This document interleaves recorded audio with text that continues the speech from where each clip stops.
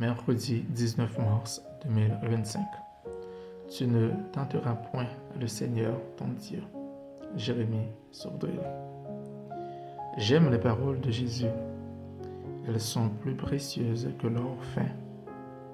Il est lui-même la parole de Dieu, et lorsqu'il parle, sa parole a la capacité de devenir vie pour quiconque met sa foi en elle. Dans ma Bible, ces paroles sont en rouge afin qu'on les remarque, mais bien souvent, on oublie de regarder à ces paroles, les trouvant trop simples. Nous cherchons dans les épîtres de grandes révélations et dans l'Ancien Testament l'histoire des héros de la foi, et nous oublions les paroles de notre Seigneur, le Tout-Puissant. Il ne faut pas qu'il en soit ainsi. Il y a bien des gens qui disent ou qui pensent sans l'avouer, ou je connais déjà les paroles de Jésus, je les ai lues des dizaines de fois. J'aimerais vous encourager à lire les paroles de Jésus et à demander au Père un esprit de révélation qui vous fasse comprendre par révélation les paroles de Jésus. Vous pouvez avoir lu 5000 fois les paroles de Jésus, vous avez encore tant de révélations à recevoir de ces paroles.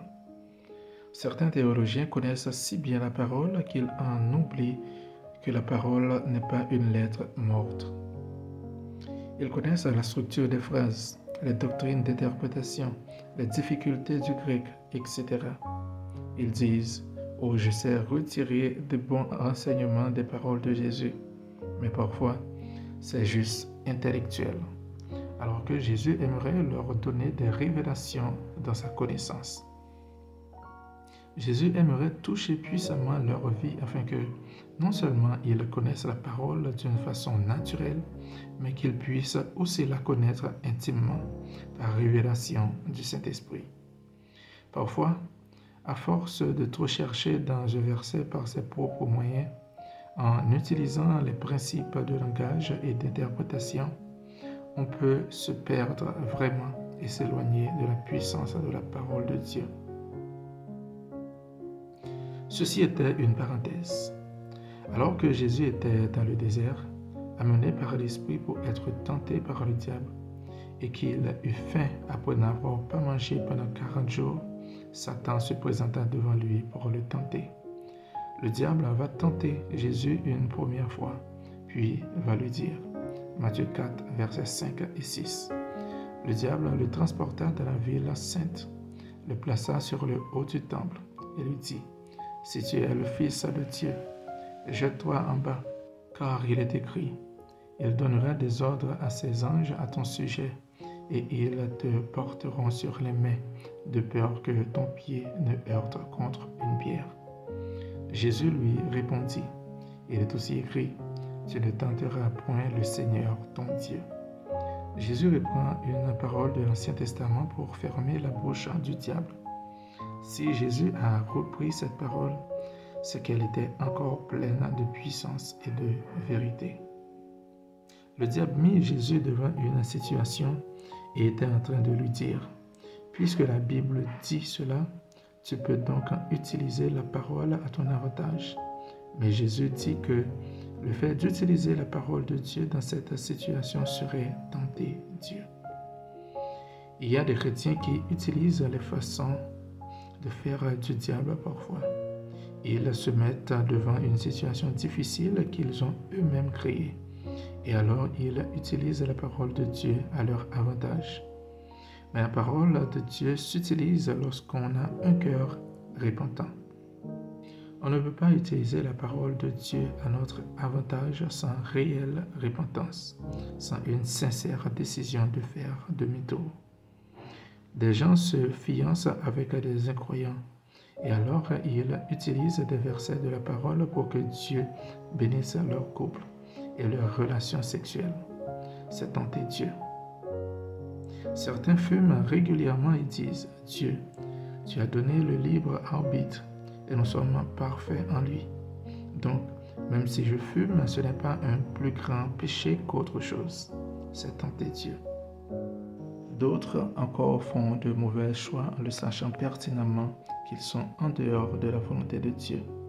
Ils font des compromis, de la corruption même, et ils demandent ensuite à Dieu de bénir leur entreprise. C'est aussi tenter Dieu. Le fait d'utiliser la parole de Dieu sans un cœur repentant et entier à lui est une tentation envers Dieu. Si vous utilisez des versets de la parole de Dieu, c'est bien. Confesser la parole de Dieu, c'est bien. Mais n'utilisez jamais la parole de Dieu pour vous sortir de situations en l'utilisant comme une monnaie d'échange, connaissant son pouvoir. Oui, le verset utilisé par le diable était de la parole de Dieu. Mais si Jésus avait sauté, à ce moment-là, il se serait mis en position de désobéissance. Une situation de compromis qui n'était pas une situation inspirée par Dieu. Ses os auraient été brisés et la prophétie n'aurait pas été accomplie. Ne vous mettez jamais dans une situation à cause de compromis tout en utilisant la parole de Dieu. Il y a des gens qui aiment faire cela. Ils jouent avec le feu et disent « Oh, Dieu me protège. Il a dit qu'il était tous les jours avec moi. » Certains aussi rencontrent Jésus-Christ et lui donnent leur vie. Mais ensuite, ils recommencent à prier les saints et à parler aux morts en disant « Oh, Dieu est amour. Dieu me comprend. » C'est une grande tentation devant Dieu et une porte ouverte pour le royaume de Satan. Luc 10, verset 25. Un docteur de la loi se leva et dit à Jésus pour l'éprouver, « Maître, que dois-je faire pour hériter la vie éternelle ?» Ici, ce docteur de la loi n'avait pas de motivation saine. Il utilisa la parole de Jésus qui parlait de la vie éternelle, mais pour des motivations différentes que d'avoir une vraie réponse. 1 Corinthiens 10, verset 9. Ne tentons point le Seigneur, comme le tentèrent quelques-uns d'eux, qui périrent par les serpents. Nombre 21, versets 5 et 6. Et par là contre Dieu et contre Moïse. Pourquoi nous avez-vous fait monter hors d'Égypte, pour que nous mourions dans le désert? Car il n'y a point de pain, et il n'y a point d'eau. Et notre âme est dégoûtée de cette misérable nourriture. Alors l'Éternel envoya contre le peuple des serpents brûlants. Ils mordirent le peuple et il mourut beaucoup de gens en Israël. Les Israélites utilisèrent la parole de Dieu qui leur disait de quitter l'Égypte et ils étaient en train de dire qu'elle était fausse. C'est aussi là tenter le Seigneur.